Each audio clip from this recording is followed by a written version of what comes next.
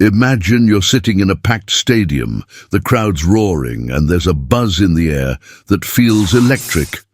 The year, 2005. The place? Santiago Bernabeu. And what's about to happen is the kind of moment fans live for. A Brazilian in a Barca jersey is about to get a standing ovation from Real Madrid fans. Let me say that again. Madrid fans are standing up, applauding and cheering on their bitter rival Ronaldinho because he's that good. And it's just one chapter in the epic saga of El Clásico. All right, welcome to the story of Galacticos versus La Masia, the clash of two football ideologies. One team spends billions building an army of superstars.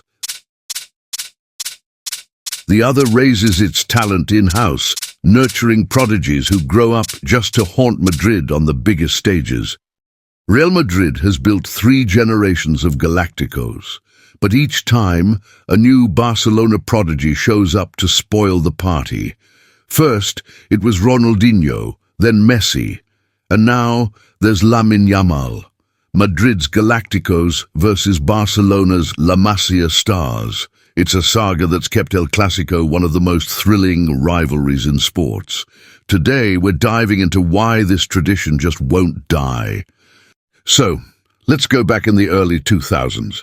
Real Madrid spent millions of dollars building an invincible super team with a star-studded lineup that the world would call Los Galacticos.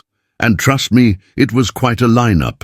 David Beckham, Ronaldo Nazário, Zinedine Zidane, Luis Figo, all legends in white. But Barcelona, they have a little something called La Masia. You know, that magic factory where they keep producing talents who somehow just keep breaking Real's dreams into a million pieces. In 2003, Real Madrid's Galacticos were in their prime, and along comes this goofy, buck-toothed Brazilian named Ronaldinho. Not exactly a big money signing, but oh boy, did he have something to say about Real Madrid's reign. At first, people were unsure about him, but then the famous 2005 El Clásico happened. Ronaldinho tore Real Madrid apart so thoroughly that he actually got a standing ovation from Real Madrid fans. Imagine your biggest rivals clapping for you because you're just that good. It's the football equivalent of Apple fans giving a standing ovation to the new Samsung Galaxy. And that's how Barca's Galactico-crushing tradition really began. Here's a little gem. Real Madrid actually wanted to sign Ronaldinho before he joined Barcelona. But according to former Real Madrid president Florentino Perez, he didn't think Ronaldinho had the right image for Madrid. He once said, "How ugly is Ronaldinho? There was no point buying him, it wasn't worth it. He's so ugly that he'd sink you as a brand. Between Ronaldinho and Beckham, I'd go for Beckham 100 times. Yeah, bet he regrets that one." Fast forward to 2009, Madrid's back at it. Another spending spree, another super team. This time they bring in Cristiano Ronaldo, you know, the chosen one, and pair him with Kaká, Benzema and other stars. It was the most expensive transfer window anyone had ever seen. Madrid was out to finally take back their throne. It's their "we're gonna beat Barca" phase 2.0. But just as Madrid thought they were invincible, along came a shy 5 feet 7 inches Argentine named Lionel Messi. And not only did Messi rise to the occasion, he redefined what it meant to be a Barca player. He went from being that talented kid in the shadow of Ronaldinho to the absolute Madrid slayer. Messi just waltzed past Madrid players like they were, I don't know, mannequins. The man-made Real Madrid defenders looked like training cones. And let's be honest, Messi versus Real Madrid became its own genre of football. Pep Guardiola's arrival as Barcelona's manager in 2008 marked a new golden era for La Masia, built around Messi, Xavi and Iniesta. In 2009, Barca didn't just win trophies, they won everything, achieving the first ever sextuple by claiming La Liga, Copa del Rey, Champions League, Spanish Super Cup, UEFA Super Cup and FIFA Club World Cup in a single calendar year. It was a painful season for Madrid, who had heavily invested in players like Kaká and Cristiano Ronaldo to break Barca's dominance. But Barcelona's success, rooted in homegrown talent, only reinforced doubts about the Galacticos strategy. Messi's supremacy was seen in the infamous 5-0 El Clásico in 2010. One of the most brutal football beatdowns ever seen.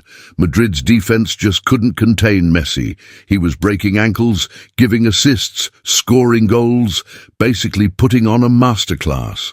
In fact, rumor has it that after that 5-0 thrashing, Cristiano Ronaldo went straight to the locker room and kicked a water bottle in frustration. Madrid had their Galacticos, but Barca had Messi. And that was apparently enough. Messi didn't stop there. He went on to win the Ballon d'Or multiple times, and he just kept haunting Madrid. While they'd break records with transfers, Barcelona just kept making history with Messi on the pitch. It was like watching the same movie with a different cast of Madrid Galacticos each time. You know that Messi could have actually joined Real Madrid instead of Barcelona. Back in 2000, Messi's family was exploring clubs in Spain that could provide him with treatment for his growth hormone deficiency. Real Madrid was an option, and talks reportedly took place. However, Real Madrid hesitated, and Barcelona seized the chance, offering to pay for Messi's treatment in exchange for a spot at La Masia. Imagine how different football would look if Madrid had taken the chance. But anyways, here we are today. Real Madrid has a new generation of Galacticos 3.0. Kylian Mbappé, who they've been pursuing for what feels like a decade. Vinícius Jr is doing his samba on the wings. And Bellingham, that guy's popping up like a supercharged version of Lampard. The future looked pretty clear for Madrid fans. But here's the twist. Just when everyone thought it was Madrid's time again, Barca brings out this kid, Lamine Yamal, and when I say kid, I mean literally a 16-year-old. Yamal already looks like he's out there schooling guys twice his age. People are already calling him the next big thing. Who even needs superstars when La Masia keeps sending out these wizards? Here's a little background. Yamal was actually eligible to play for both Morocco and Spain, but chose to represent Spain. And he's already the youngest ever goalscorer for Spain at just 16. They say he plays like he's been doing this for years, with an ease that's pretty rare, even among La Masia talents. Lamine has the agility, the vision, and, dare I say, a bit of that Messi magic. Maybe not yet, but you can see flashes. And considering his age, the kid has time on his side. Could he be the next Messi? Too early to tell. But can he annoy the life out of Real Madrid's new Galacticos? Oh, absolutely. Some insiders even say that Yamal's favourite player growing up was Messi. Can you imagine if he grows into those shoes? Madrid would be haunted by Barca's prodigies for the third time in 20 years. So here's the real question. Is Lamine Yamal the next Messi? It's still early days, but Barca's pattern of breaking Madrid's Galacticos with a single homegrown star is a weirdly consistent tradition. First it was Ronaldinho, then Messi, and now, could it be Yamal? Whether or not Yamal reaches Messi's heights, the fact remains, Barcelona doesn't seem to need billion-dollar spending sprees to match up with Real Madrid. They just grow their stars in the backyard, like some kind of unstoppable football farm.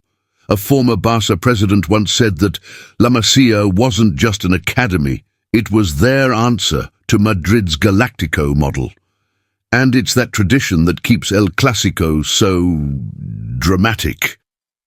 Thanks for watching. If you enjoyed this breakdown, hit that like button, subscribe, and let me know in the comments. Will Yamal break Madrid's next Galacticos, or is he just another hype train? See you next time.